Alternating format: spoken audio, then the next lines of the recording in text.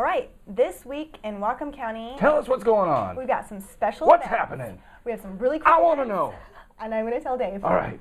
You can just pay attention, but Well, this you can tell them too. I don't. No, this one's for you, Dave. All right. Future of Business Conference 2010 is April 30th. April 30th. This is a Sustainable Connections group, so you can go to sustainableconnections.org. Those are very big words. Okay. I know, me and big words. Woo!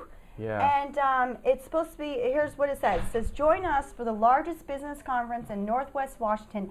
That means big. That means really big. Okay. Hear from top national keynote speakers and enhance your business with workshops and networking opportunities, which we all could use. For conference details, you can go right to their website, sustainableconnections.org. And this is going to be taking place April 30th from 8 a.m. to 5 p.m. Or there's also a phone number if you want to call, 647-7093. But you're already on the internet if you're watching. So this. you might as well just hop go on to over the there and check it out. website. So, I'm pretty sure they probably have an RSVP online. yeah. I would imagine. Try it. We'll see. And Cool. then What else?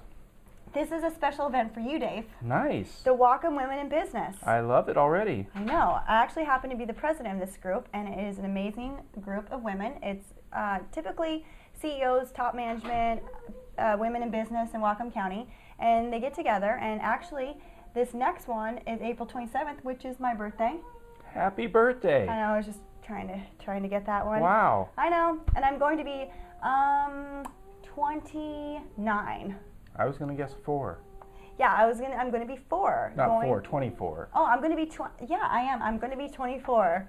Or was it 34? No, it No, was 24. we'll take that one back. No, because you could always go back like 10 years. So, Okay. And this event is going to be from 6 to 8:30. It's at the Bellingham Golf and Country Club. And Linda Giles is going to be speaking to all the That's women right there. next to the place that's right next to the Golf and Country Club. It's in the Golf and Country Right, Club. which is right next to the place that's right next to the country It's club. at that place. Yeah. Yeah. And she's going to be talking about passion, about bringing passion back into your business. So, all you ladies out there, come and join us.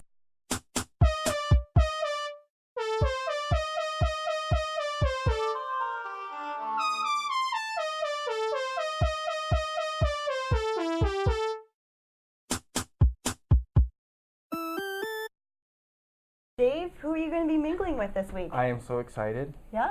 Guess, you'll never guess. Is it someone famous? She's very famous in Bellingham. Yeah?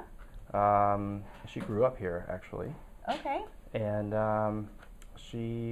well, let's just watch the video and find out. All right. Okay. Let's do it. Okay, we are here with Annie Havlin, mingling with the locals. And Annie, I met you, or you met me, or we met each other through Twitter. The power of social media.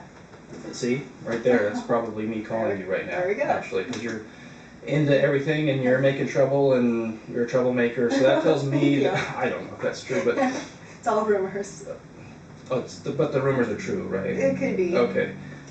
Where's your passion? You're a passionate person. I am a very passionate person. Where does that come from? I think it's something I actually was just born with. I've always been like this since I've been like a young kid. It's just everything's always, full on, and I'm a high on life type of person, and I get really excited about things, and when I really believe in something, I just completely dedicate myself to it. So it's just kind of my personality. Okay. Now, are you from the Bellingham area? Or? Well, I wasn't born here. I actually was born in Michigan, but I've grown up here. I went to middle school here, and I think I moved here when I was 13 or so. So, okay, you moved here, high school. How'd you get into the mortgage business? Yeah, good question. I've always been really involved in finances. I used to work at a bank, and prior I was a stockbroker as well. Something just kind of landed in. When I actually was 5 years old, I found $20. And even like at a young age, I figured out how could I budget and take my family out to dinner, and just always been intrigued with what money could do for you. And so I always wanted to know, how could you grow it and all the different aspects of that. And so it got me into banking, and then through there, it was just my niche was mortgage lending. I mean, I got to help people buy houses, and how fascinating is that? It's sometimes people's biggest investments, and so. So if I get this right, you found $20. Yep. And somehow turned that $20 into your own mortgage company. That's right. That's kind of a It's great a great success story, isn't it? Yeah, Yeah, that's I know. awesome. I know. At People 5 should years look old. down more often and see what they find. And you probably, you found $20, you started Twittering right away. Yeah, I Twitter told wasn't even everyone about around it. and you I were know. out. Yeah, that's cool. I know. And so, tell me about how did your passion work? 'Cause I don't know if you watched the show or not, probably not since it doesn't air until next week. I knew. But basically what mingling with the locals is getting to know passion and business and bringing Right. those together. Right. Because anybody can start a business and Right. we've all gone into a convenience store of one type or another where people just don't want to be there. Right. We've gone into others where the owners run the place and they're happy as Sam to It's contagious. see it. Yeah. The Yeah. energy gets contagious. So how do you bring your passion into your business? I talk about it, and when you are passionate about something, you can hear it and you can feel it, and it's something that you want to be around. You know, it's kind of like being around a positive person or a negative person. Do you want to be down all the time and you feel that energy, or do you want to be around someone who's positive all the time and excited and passionate about what they do? People seem to be more drawn to that. So I think it's just, it gets to be contagious. You know, people want to be around that and they feel that excitement and they get excited too, and it just kind of grows from there, I think. Do you, I had a question and I forgot it because I was actually listening instead of thinking what I was going to say Yeah. next. It's a horrible habit.